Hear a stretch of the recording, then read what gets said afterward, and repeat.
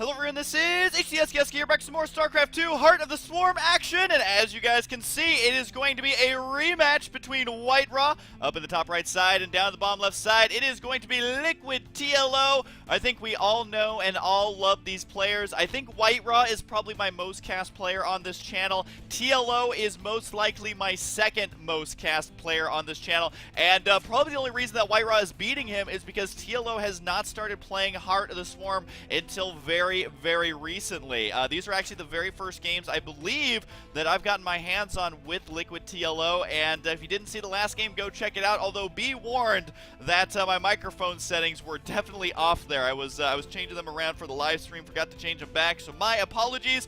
However, the game is still watchable. Just maybe turn the volume down a little bit.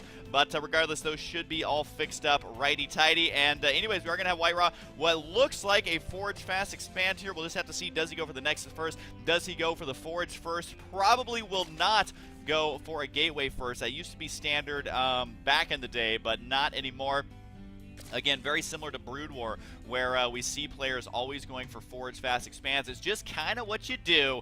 As we do have the probe right now, going to be harassing the mineral line, although with limited success there, he does decide to go ahead and just grab a mouthful of minerals right away. Oh, TLO almost able to kill off that probe, but the probe is going to continue to be a pest. I think Huck kind of known for his Huck Ninja probes, which it takes a lot of micro, but you can actually delay mining on one mineral patch for a minute or two. It's quite frustrating for Zerg players if you micro it correctly, although really is it actually worth it? Because if you misclick once, or if you forget to do a chrono boost or a single pylon or a single probe or anything, then all of a sudden your ninja probe is really just a liability at that point. It's not really doing any good for anybody. But WhiteRa looking like he is going to go ahead and grab the Nexus first. Down it goes, and that is going to be pretty standard stuff here for the Protoss player WhiteRa, as you know, getting Nexus first is what you should do if you scout around. And you know, even if you see an earlier pool than an earlier hatchery, you can still go. Oh, is it cross only? He's asking, but you can still go for the Nexus only before getting out that Forge. WhiteRa says, I think yes, but either way, he just gave away his location, so TLO is going to be happy about that. Although, remember, Blizzard maps still utilize the high yield expansions, which, you know, it's kind of an interesting thing in TvZ, not so much in PvZ. I don't think the high yield expansion is going to play that big of a role. It's really once you see a Terran player land here, transfer some SCVs, drop a bunch of mules with the planetary, with tanks, turrets, and the sensor tower, that it becomes almost impossible to deny that base. But I don't think we're going to be seeing that in this game, at least not for quite some time, especially considering there's no Terran player. But we do have the cannon on the way for WhiteRa. Gateway going to be on the way as well, and there's the early third for TLO. Now, again, this isn't as early as you can get. Yes, you can do a double expand before spawning pool if you're feeling really adventurous, but since he did get the spawning pool first, and he has the queen on the way, that is obviously going to delay that tech by quite a bit. So there's the inject larva coming out, and so far looking pretty standard here for both players. As TLO, the expansion timing there is standard. WhiteRa did decide to go for Forge and then Cannon and then Cybernetics Core, so that is going to be heavily delayed. But what I'm curious about is when he's going to be getting his gas. So you can see double gas right here in the main base. This is on the earlier side of things, not the earliest you can safely go, but we could be seeing the third and fourth gases taken here relatively soon, or he could go for a big gateway play. You can do like 7 gateways off of these 2 bases if you would like, and maybe try and do a Century Immortal all-in, something of that sort. However, it looks like, oh, that poor probe there. So sad, as that probe did get himself stuck, has to redeploy that pylon. Now, it's not really going to supply block him severely or anything like that, but it's just annoying because you have to cancel it and rebuild it, losing a little bit of mining time, losing a little bit of resources. But I guess technically TLO is going to be in the lead, getting first blood on that pylon without actually having to do anything, which I don't know if that still counts as first blood, but it is first minerals that have been lost. And he's going to do it again right there. He's going to plant the creep tumor. Down it goes. Now, it would be kind of cool if he actually did it like up here or something, although I don't know. Can you place it on the high ground, and does it count as too close to the minerals? I'm actually not sure because I've never had to try placing a hatchery there. But either way, the Zergling is going to run away. He wants to try and hide the fact that he has the creep going once again here, as long as he possibly can. And I got to say, I love this from TLO. The Zealot here, though, going to be grabbing this watchtower as TLO is microing the Zergling as best he can, but the Stalker's going to clean that one out. So the actual first blood is going to be going to, wait, it looks like he did manage to kill something off there, but either way, oh no, it's because he canceled that. Alright, this is confusing. There was multiple first bloods before anything actually died. It was because of the canceled hatchery. Once again, WhiteRa spotting this, probably realizing how it works out, but it's still kind of weird for a Protoss player to see that. I have a feeling I'm going to be seeing that a lot more on ladder, that's for sure. But you have to make sure to bring along the Queen for the ride. Here comes a bunch of Zerglings. Does manage to get this round. The Zealot will all but surely fall. And the Stalker, God, they're so slippery. Able to escape out of there. And the Zealot here does manage to get a kill or two. The Stalker going to be taking a little bit of damage, but he does have a reinforcing buddy here. And it looks like he will be able to clean this out. Although TLO is still out for blood, trying to take out that Stalker. It is not meant to be. Overall, about the same units lost here. That's not that big of a deal. Although TLO did lose a little bit more there. So in the long, grand scheme of things, if he is unable to get a fourth base up, that will make a big difference because WhiteRa's already going for his own third base.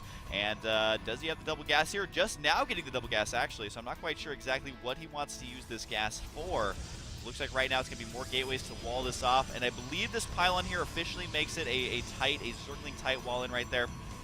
Because Zerglings, I believe, are the smallest unit in the game. The Oracle here deciding not to help out. Does turn around, though, and will clean up these kills. Remember, an interesting thing about this is Zerg players, like right there, TLO was going to be used to winning that battle, not paying attention to the battle, and focusing on something else. But now that Protoss players have air units like the Oracle, which are very good versus light units, if you look away, then you are going to end up losing those Zerglings. It does look like the Oracle here going to get a couple of kills, but it immediately runs out of energy, and this Oracle is not going to be useful anytime soon. The Zergies up here going to try and take out a pylon. Might actually be successful here, although they do run a little bit too close to the cannons. Never supposed to go over there. That's like in the Lion King, man. You know, someday this will all be yours, but don't go over there in that dark area. That's WhiteRa's base. And, of course, the Hyenas are going to be the cannons there. But regardless, we do see another Oracle out on the field. And it's kind of interesting because Oracles now act as mobile detectors. The Revelation ability causes enemy units and structures within a target area to grant vision for 60 seconds. That is not the one that allows you to spot cloaked units. The one that's really good is Envision. Allows the Oracle to detect cloaked and burrowed and hallucinated units for 30 seconds. So at this point, you don't really need observers. You just need to make sure to keep your Oracles alive.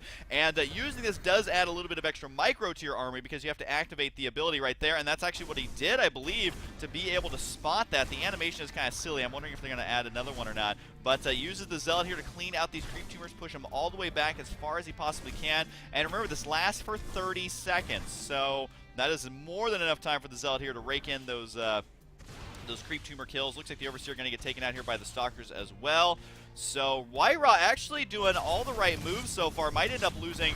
Nope, they're pretty good versus Queens. Got to be able to kill that off. Now remember, every time you activate this ability, it drains 25 energy and then 2 energy every second. And so they're going to run out of energy almost immediately. But the DPS output from Oracles is just tremendous. That's why you saw that both those Queens died right away. They one-shot drones. They basically one-shot any light unit that Zerg is going to have right now, including those Zerglings. We do have more Swarm hosts on the way. Although we have a Nidus Swarm, actually, where's that bad boy going to be happening? Right here on the front lines. Now there's absolutely no way for WhiteRa to spot this. It doesn't give a big yellow alert like that. I was kind of hoping that maybe he was going to do it back here inside the main base. That would have been huge. Although remember, oh, the probe is actually going to spot it. But guess what? The party has already arrived. The probe going to try and do damage immediately. The Queen should probably go ahead and kill that off. But WhiteRa knows about this. He's got Oracles. He's got Void Rays. I don't know if TLO has enough Queens after losing the amount of Queens he's already lost. And also not having those proxy creep tumors go as far as he would have liked here. Looks like he's going to go ahead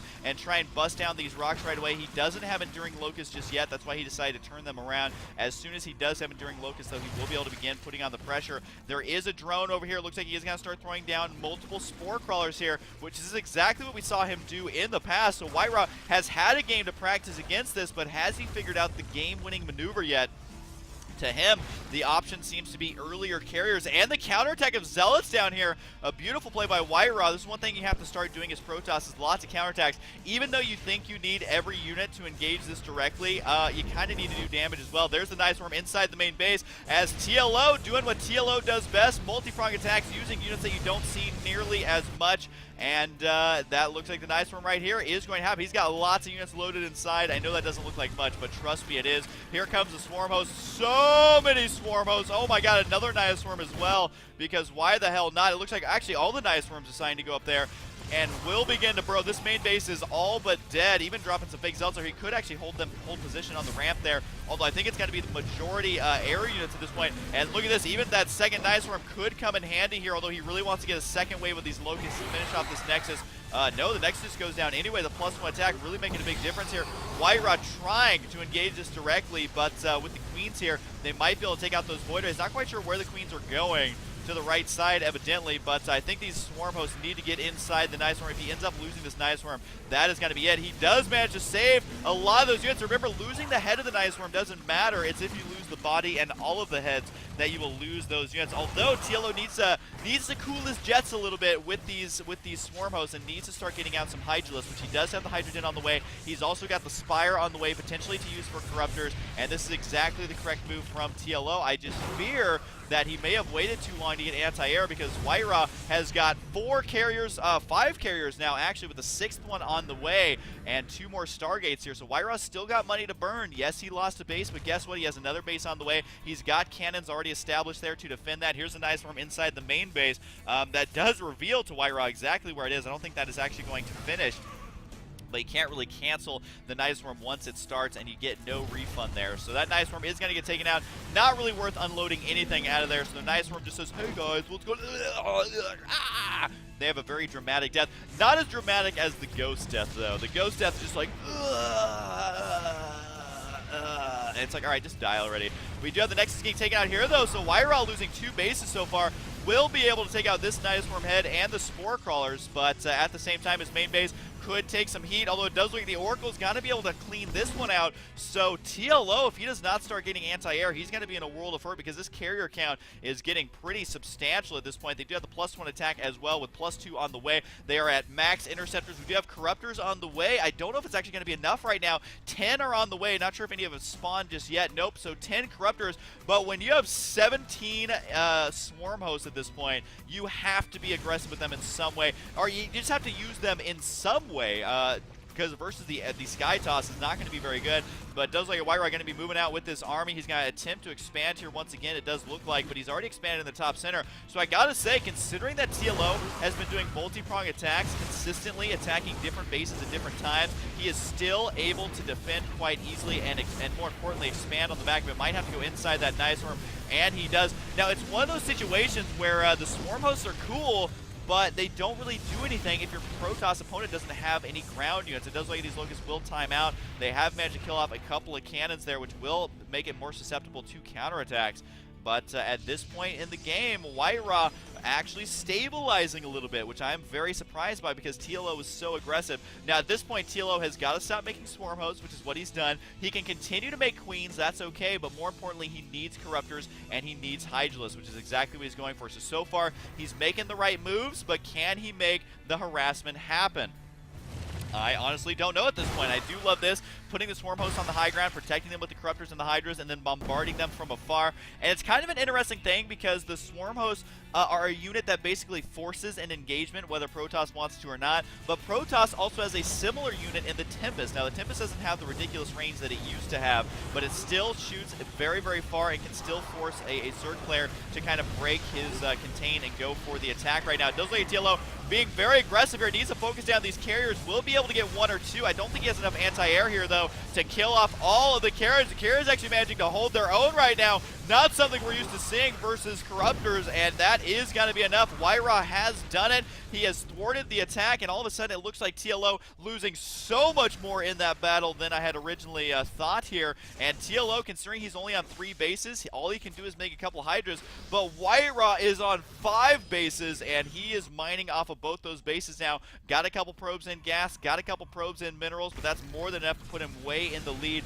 You can see the Harvester count 87 to 61. So WhiteRa doing something similar to last game. We saw TLO also do something similar, but somewhere along the line, TLO just did not manage to expand. He wasn't able to do enough damage with the Nidus Worms, and now all of a sudden he finds himself behind. The Locusts are going to try and do enough damage to kill it off. I don't think there's enough here, though, for the first wave to kill. Oh, the last shot there manages to kill it off. But guess what? He's going to be losing all these Swarm hosts. Remember, these Oracles can use the Envision ability, which is exactly what they're doing here to chase down these Swarm hosts, and that means goodbye Swarm hosts. You can see TLO trying to buy as much time as he can by burrowing those, and the Locust over here might actually kill off another Nexus, and they do.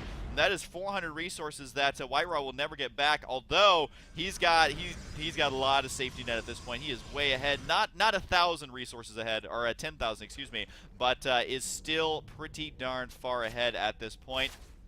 Looks like WhiteRa may be able to kill off another base here, though. Is that going to be enough to even the score? It will bring it down to 3 base versus 3 base. However, WhiteRa is already mining at new locations, and the fact of the matter is that TLO does not have enough to engage us directly. There's no way those Hydras can kill off this army. It does use the prismatic alignment there, but doesn't really do anything. I guess there was a couple roaches, so might as well try and do something at this point. We do have the muscular augments on the way, but this is not looking good for TLO. I don't think he has the answer for these carriers at this point. There's just really nothing he can do here. So we're just going to go ahead and speed it up as WhiteRa going to move out with his Sky Toss army. And it's very interesting because I think if TLO wouldn't have gone for the Nidus Worms, he actually may have been able to win here because he could have bought a lot more time with those Locusts instead of losing them in the main base and moving them back and forth. And you got to remember that every time you make a Nidus Worm head, it costs a lot of money. I mean, facts are facts. They are not free, and so that means less units for your army. And there's the GG. TLO already knowing he stood no chance versus those Void Rays, especially with the prismatic alignment. WhiteRa able to clean those out, and I love how he just kind of sits and enjoys the death of those units before ending up and leaving the game. But either way, we did see a victory for WhiteRa. We also saw a victory for Liquid TLO, as I love that build from TLO, though I don't know if it's going to be effective versus the best of the best players once the game officially launches. But for now, I don't know how to stop that build with the Proxy Creep Tumor. That is absolutely ridiculous. So anyways, I hope you guys enjoy it, and I'll see you guys next time.